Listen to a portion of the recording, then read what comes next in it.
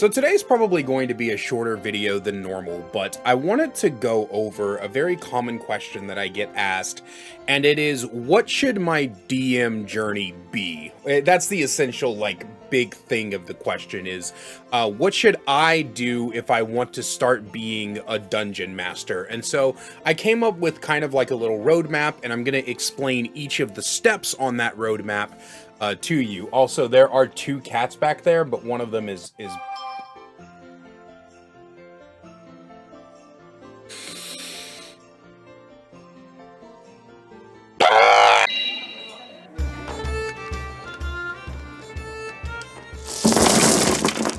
I take how much damage? Anyway, whenever you're starting to become a dungeon master, a lot of it can be overwhelming and confusing at first. The first thing that I recommend, however, is to be a player before you are a dungeon master. And in a perfect world, be a player with a well-established dungeon master. Being a dungeon master can kind of be like a mentor type of thing. A lot of times, whenever you hear about people who become dungeon masters, they were players in a game, and then the person who was the dungeon master for that game they were in taught them how to do it. And that's pretty much what happened to me. I was a player for around 3 or 4 months, and then the person who was running that particular game taught me how to be a dungeon master. And then from there, I had to unfortunately move away, and I had to take what little knowledge I had gotten from him and make the same mistakes over and over and over and over and over and over and over again. And hopefully, if you follow my line of thought today, you will understand how to avoid those mistakes. So, step 1, which I will put somewhere on the screen, is to run one-shots. The first thing that I want you to do before you sit down and you come up with a bunch of homebrew campaigns and you write these big fantastical worlds and all of that stuff, I want you to just run some one-shots, right? Like, I would say like 5 to 10 at the bare minimum. You need to run one-shots. If you don't know how to make a very simple one-shot, then I have a video that will be linked in the description down below called How to Make a One-Shot. It runs through a very, very basic concept of how to just build a very short one-session campaign. And if you don't want to actually write your own, that's fine too. There are plenty of resources out there. If you Google Dungeons and Dragons one-shot, there's like a whole bunch of ones that are like just like books that you can purchase if you want to do that. But I want you to run 5 or 10 one-shots. And the reason I want you to do that is because it's going to get you comfortable with the idea of being behind the DM screen. It's going to put you in a position where there's not a lot on the line. You're not expected to write story beats and plot hooks that are going to last for sessions and sessions and sessions. You're not expected to like write a bunch of notes and design a bunch of stuff and keep up with everyone's backstory. It is purely to help you be able to run roleplay encounters, dungeon dives, and combat encounters. That is the entire point of running these one-shots. And like I said, run 5 to 10 of them first, and then you can move on from that. After you are done running your 5 to 10 one-shots, I want you to then move on to running a pre-mod. And honestly, I would probably say go with like 2 to 3 different pre-mods. A pre-mod or a pre-module is something that is already written for you. It's a campaign that has been your fault. A pre-mod or a pre-module is a campaign that has already been written. The most famous pre-mods out there would be Lost Mines of Phandelver. I always mispronounce that one. The Curse of Strahd is probably the single most popular pre-module ever created. But there are tons and tons of pre-mods. Now, I've never run a pre-mod before, so why am I telling you to run a pre-mod before you run your own homebrew campaign? It's because I've never run a fucking pre-module before.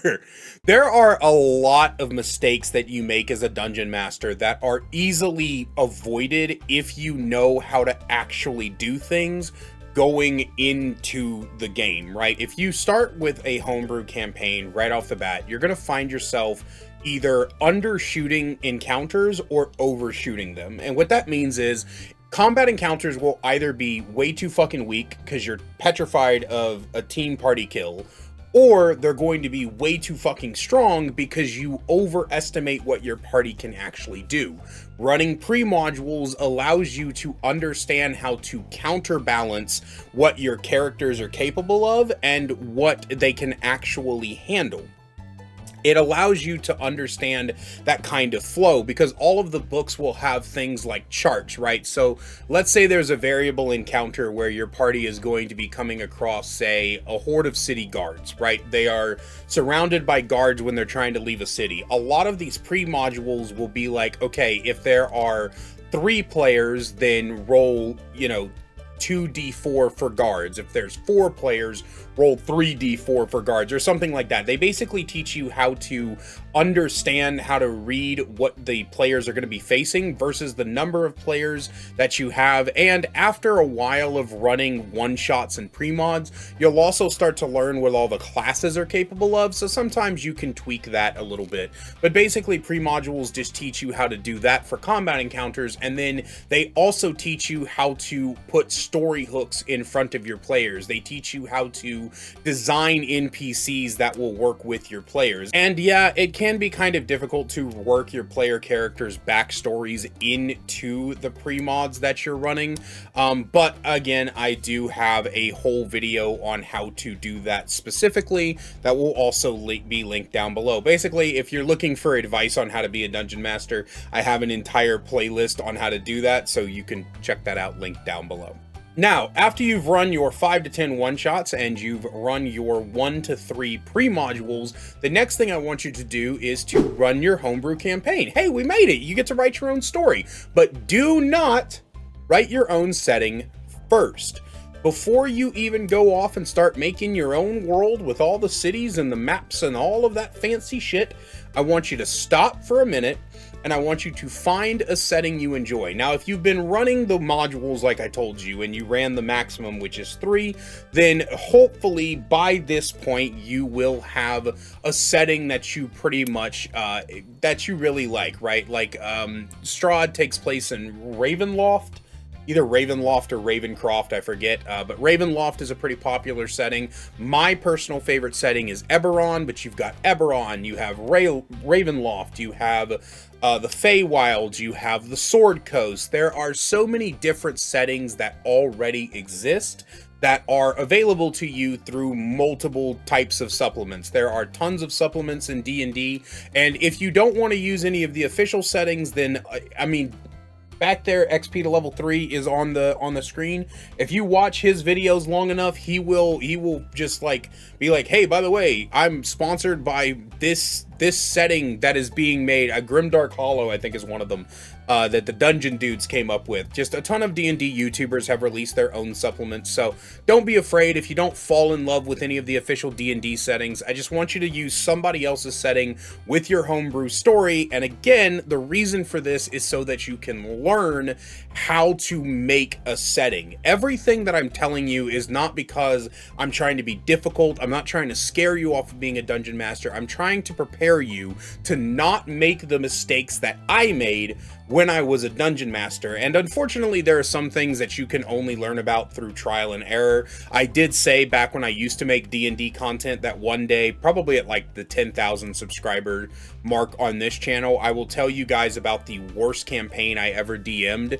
The campaign that was so bad that it ended up separating me from an entire friend group that I don't talk to anymore. Literally do not talk to any of those people involved anymore. And yeah, so and I fucked up. I was the DM that fucked up, so we'll tell that story another day. But I want you to avoid a lot of the common session making mistakes that happen by doing all of these first. And then once you've run your 5 to 10 one-shots, your 1 to 3 pre-modules, and I would say you only need to do like one homebrew story-written campaign within a certain setting.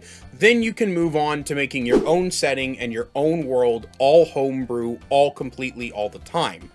Now, what I will tell you is when you get to that 4th and final step, it is way better for you to not add in your own races, but instead modify the background of the races that are currently available, because once you start getting into building your own races and your own classes, that is way more complicated. And honestly, I would recommend you have like 5 to 7 years of being a dungeon master or even being a player under your belt before you even begin to dive into that, because it gets really, really hard really fast. Trust me, I'm currently working on my own homebrew setting with my own homebrew races, and it's a bitch and a half. Like, it is not fun writing the lore and the pantheon and the cultures and stuff like that. It is a bitch.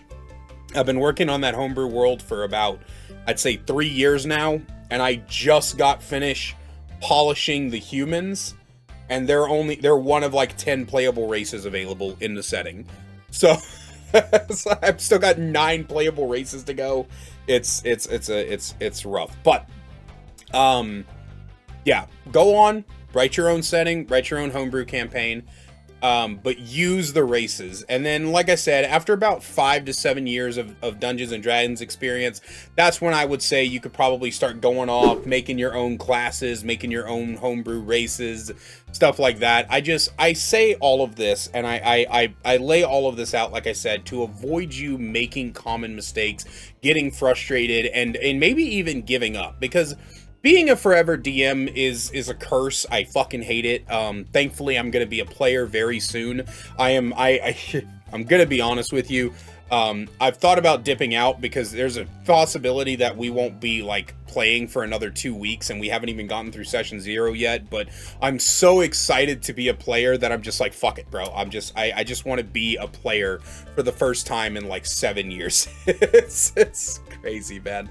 But yeah, that's all of my tips for how to start being a dungeon master. Like I said, I got a bunch of resources that'll be linked in the description down below just to help you guys out. But other than that, I really appreciate you hanging out with me. I'm sorry that this video got a little bit rambly at certain points, but hopefully I can edit it out so it's not too bad. Other than that, very great big special thank you to my channel members listed on screen now. Thank you guys so much for supporting me through this transition. I expected when I started releasing Dungeons and Dragons videos and I started like moving away from Dead by Daylight as a whole, that I was gonna like lose a shitload of you guys, but so far like only one person has stopped being a channel member, so that's pretty cool. Thank you guys, really appreciate you sticking with me and continuing to be supportive of me and the channel.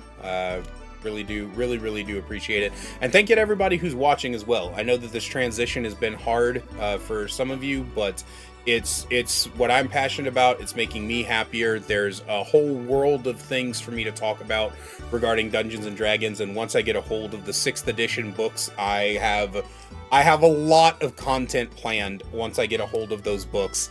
Because I got to peek at the new player handbook, the 6th edition player handbook. I finally got my hands on a physical copy to actually start reading through it. I don't own it. It was at the comic book store where I play Magic the Gathering. But I was taking a quick peek through it, and I definitely have some thoughts. I have some thoughts that I want to share with you guys, but I want to wait till I actually have the book in my possession and I've actually sat down and read through the whole thing. But yeah, a lot of content planned once I get my hands on those books. But other than that, I love you guys so much, and I will see you in the next one.